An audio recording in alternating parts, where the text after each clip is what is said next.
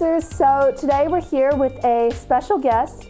This is your Franconia District School Board Representative, Marcia St. John-Cunning. Hi, nice to meet you. Hi, nice to meet you too. So you were recently elected, correct?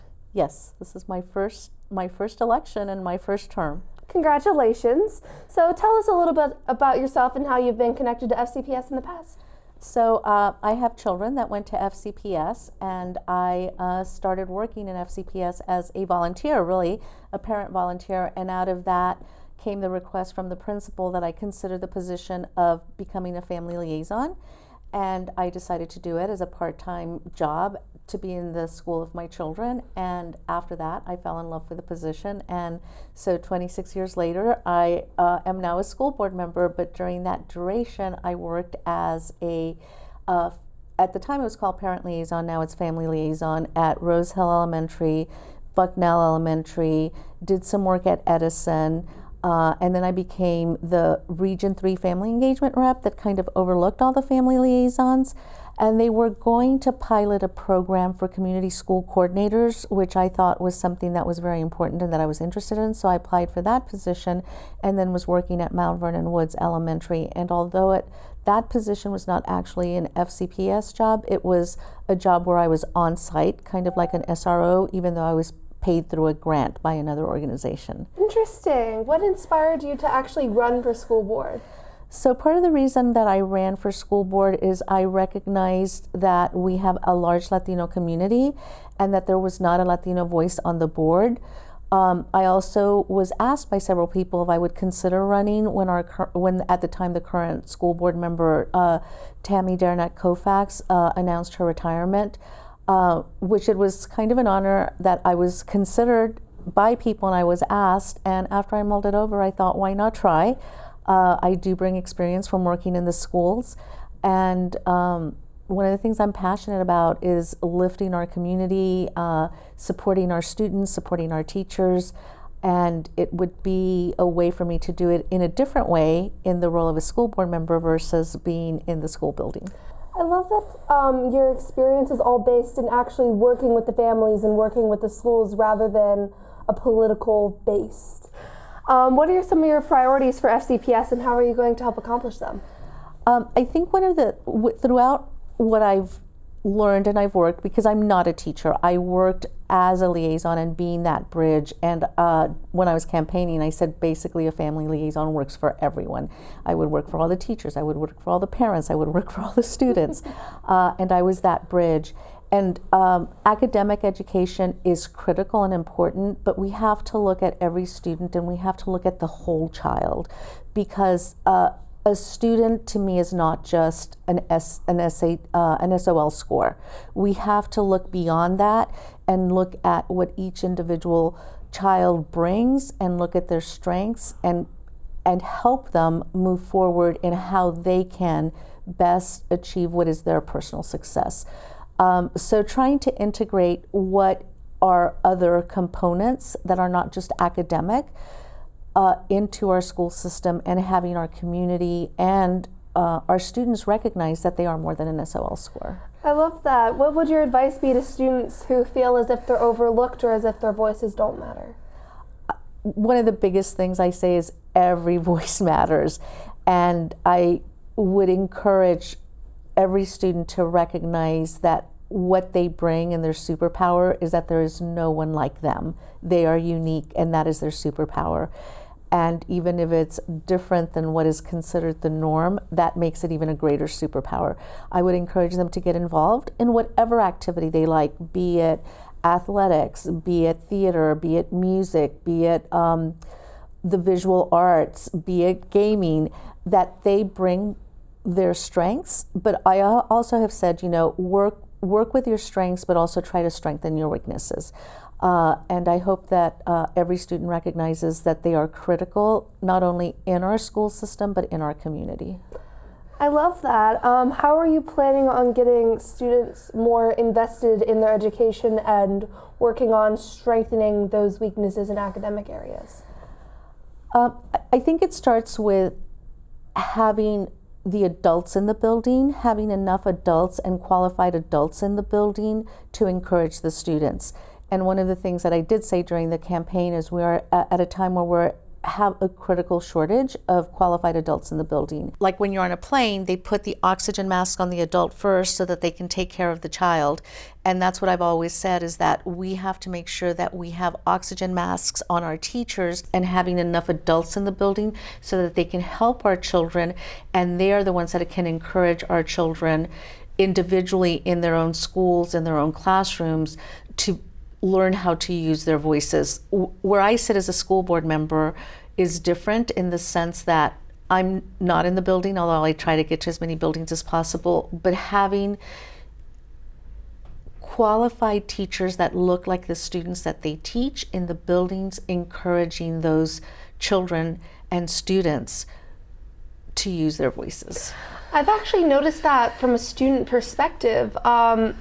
Our big program here, the Lewis Leadership Program, I've noticed we have so much more engagement, so much more growth when we have adequate teacher support, because we have 3 teachers instead of just 1, and for a relatively small class. And it's so intriguing to see how some people really can flourish with that little bit of extra help. So another big issue that I'm personally really invested in is getting more college credit opportunities into the schools, as our school, a lot of the schools do have a lower economic standing, and colleges, like a lot of students have told me that getting more college credit opportunities in the high school would be very beneficial. Is there anything you're doing on your end to help support that? I completely agree with you, and even before, when my daughters were in the Spanish immersion program, I encouraged them to take Spanish all through middle school and high school, so that then they had their language credit taken care of.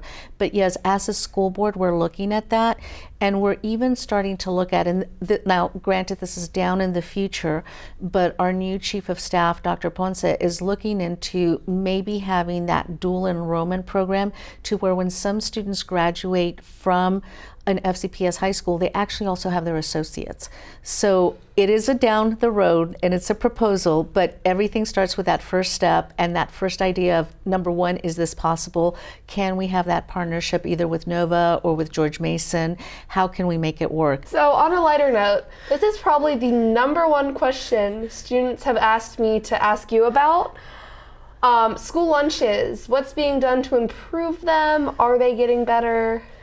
So I know that we're recognizing that across the board, we're recognizing that food is, it's important to have good food and good nutritious food for our students, and not just to buy the least expensive food that really sometimes doesn't have nutritional value. And to that extent, we do have a new food and nutrition manager that is very proactive. His name is Sean Scoville, I believe. I may have gotten the name wrong, but at any rate, he is really introducing the idea of fresher foods. We see a lot of gardens in schools where now they're using that in the cafeteria.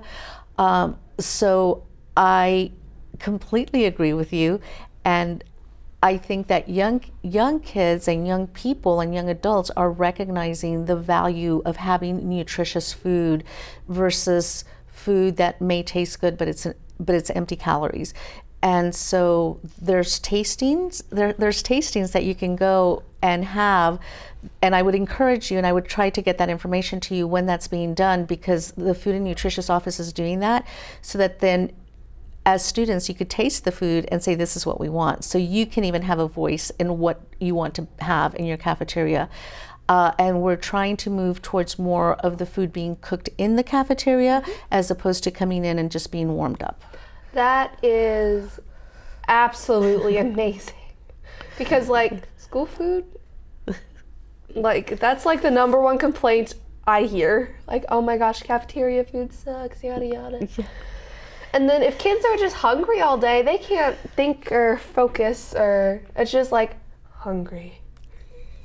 No, you're right, and that's important. And so it's important that the movement within our community is not just to make sure that kids are getting food that they like, but in some communities making sure that kids are getting food, because that's the flip side of the coin, that sometimes it's not even that the food isn't good, it's that some kids don't really have resources and they are hungry because of poverty. And so trying to ensure that kids are getting food, number one, that they like, and number two, that they're getting food so that they don't go hungry.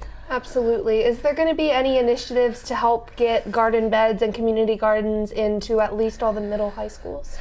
We're trying to. I was at a symposium yesterday for the Get to Green that FCPS is supporting, and there was a lot of different schools that were there presenting with their different proposals of recycling, of having gardening beds, and there's a lot of grant money involved, and FCPS is supporting that because we recognize the importance of all of the work in terms of not just recycling but garden beds, how that helps our students build other skills, and also how it helps our climate and our earth. And what I have seen in my work when I work with students is that when we ask students, what do you want to do? What kind of projects do you want to do? And this is my experience, is mostly in elementary schools. They always come up with projects that they say, we want to save our environment. So the fact that it is student driven is half the battle, because the way I look at it is even our elementary schools students, they're being the ones that are the leaders that are pushing the adults and saying, guys, we need to take care of our earth. That's so sweet, honestly. Like, I love that the county makes even the smallest of kids feel empowered to do that. And at least with our leadership program, we've worked with outside, like Arcadia Farms, to create a bunch of garden beds. And that was a great experience, because I feel like a lot of kids can really learn and thrive with out of the classroom learning experiences. Like, are you learning and memorizing math formulas? No. But are you learning leadership skills, how to build things, how to use power tools? It's great. Well, and Juan Pablo from Arcadia Farms, that is one of our great partners, and I've worked with him as well. And you just brought up a really good point, like, are we learning math formulas? Well, to build a bed, you're using math, and you're not realizing that integrating all of that is not just learning skills in terms of building a bed, but you're measuring the lumber, you're making sure that, you know, how many cubic feet of soil can go in this garden, when am I going to plant the seeds, how are they going to grow, so you're actually getting both sets of skills, but you're practicing one of them. And, you know, in the process, you're growing your own food. Yeah, that's awesome. I never really thought of the point of view of integrating, like, the math formulas, or integrating the use of skills learned in the classroom outside of the classroom. That is just amazing. You provide so many good insights. So that is all we have for the questions today. I'd just like to say thank you on behalf of the Lancer Media team and the school for coming out and talking to us. Well, thank you. I appreciate the invitation, and I have been out to the Lancer world several times as a new board member, and I have been very impressed by the staff, by the students. You guys are doing amazing work here, Lancers. You guys are a great community, and keep on doing what you're doing, and keep on growing, and keep on teaching us, the adults, and letting us know what you need, because that is why I am in office. I'm here to represent you. It's not my voice that matters, it's the community voice. After all, it's not an appointed position, it's an elected official. So please, anyone that's listening to this, if there's something that you want to, you know, talk about, don't hesitate to contact me, email me, because that's what I'm supposed to be doing, is representing your voice. I love that. Thank you so much. Thank you. Bye-bye, Lancers.